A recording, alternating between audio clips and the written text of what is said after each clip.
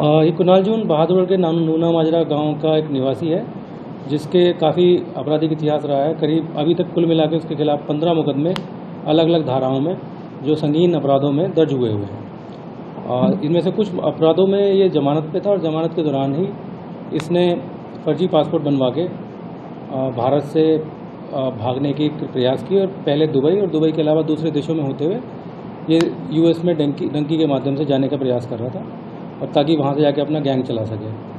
तो इसको जो प्रोसेस के बीच में जो बीच की कंट्रीज़ थी वहाँ पे इसको इंफॉर्मेशन के आधार पे और कॉपरेशन के आधार पे इंटरपोल के मीडियम से वहाँ पे इसको डिटेन कराया गया, और डिटेंशन के बाद में उसकी फर्दर जो कार्रवाई है उस कार्रवाई के आधार पे एक्स्ट्राडिशन रिक्वेस्ट के आधार पे इसके खिलाफ संबंधित देश कजाकिस्तान में कार्रवाई चल रही थी। उसकी अप्रूवल के बाद में इसको हिंदुस्तान लाया जा सका।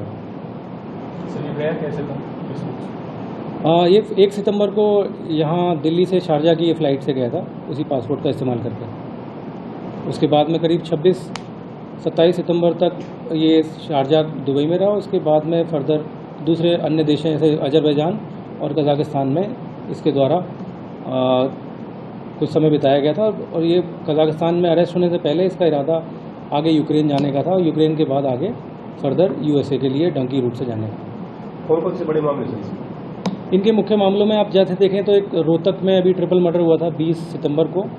उस ट्रिपल मर्डर में इसके द्वारा खुद क्लेम भी किया गया था बाकी लोग सारे में। उस ट्रिपल मर्डर में जो दूसरे विरोधी ग्रुप था सुमित कुलोट्रा, उसके 3 लोगों की मृत्यु हुई थी, और राहुल बाबा गैंग का उसमें ना हाथ सामने आया था। तो राहुल बाबा का निकट संबंध सहयोगी है, उसका साथी है, उसके गैंग के साथ काम करता है।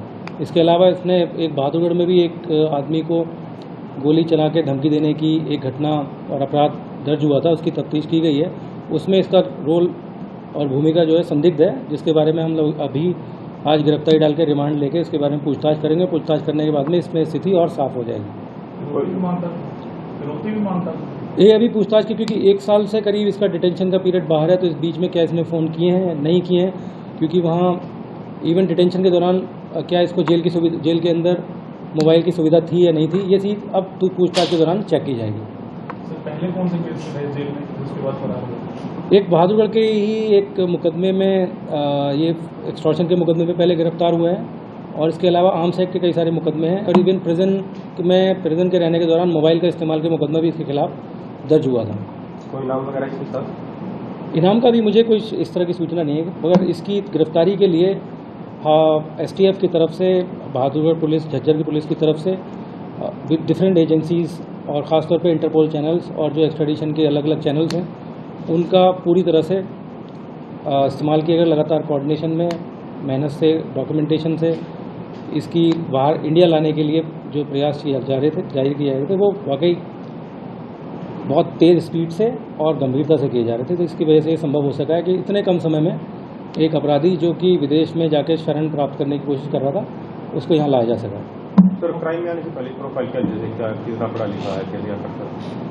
ये लड़का इसकी एजुकेशनल जो है वो तो करीब आई थिंक ये 12th पास है, मगर लोकल काम में आसपास इसके पिताजी का भी कुछ संदिग्ध गतिविधियों के बारे में परिवार के, वो हमारे संज्ञान में इसकी गिरफ्तारी के बाद में आई थी, जिसके बारे में हम लोग जांच कर रहे हैं। और बहादुरगढ़ और रोहतक के जो आसपास के इलाके के अपराधी हैं, उन अपराधी से इसका पुराना संपर्क रहा है।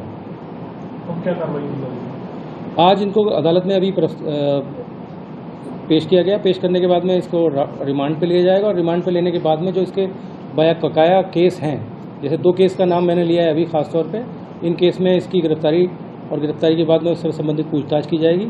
इसके अलावा बाकी जो मुकदमे में जिनकी इसमें तारीखें तोड़ी हैं और वहाँ से ट्रायल के दौरान तारीखों में पेश नहीं हुआ, उसमें सब में ये भगोड़ा अपराधी घोषित किया हुआ है, और भगोड़ा अपराधी होने के कारण अब जेल से इस संबंध में जो मुकदमे दर्ज हुए होंगे और जो कार्रवाई होगी वो अदालत के आदेश के अनुसार अमल में लाई जाएगी। अभी ये तफ्तीश के दौरान क्लियर होगा कि इस फरारी के दौरान कौन इसको मदद कर रहे थे, इसका पासपोर्ट बनवाने में किन लोगों ने मदद की।